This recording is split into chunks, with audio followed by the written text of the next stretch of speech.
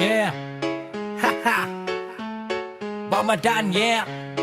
Keres. Yo, puasa ke-12 hari ini, matahari mulai turun perlahan. Di perlimaan telaga kota ini, roda berputar tak mau berhenti.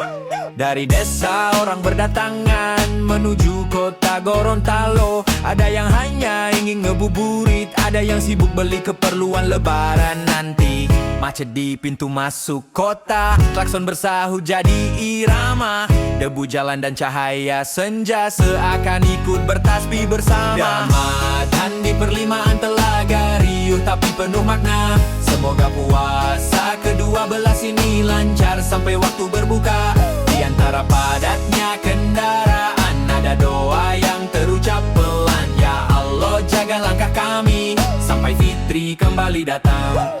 Pedagang takjil mulai tersenyum, kurma dan es buah tersusun rapi. Anak-anak tertawa di trotoar menunggu azan maghrib berbunyi. Ada yang datang sekadar berjalan, menikmati senja di kota. Ada yang hitung sisa tabungan untuk baju baru hari raya. Meski macet panjang mengular, hati tetap harus sabar. Karena Ramadan mengajarkan menahan diri, menahan amarah. Ramadan di perlimaan telaga, riuh tapi penuh makna. Semoga puasa ke-12 ini lancar sampai waktu berbuka. Di bawah langit Gorontalo kami angkat tangan berdoa. Semoga berkah turun menyapa untuk desa dan juga kota.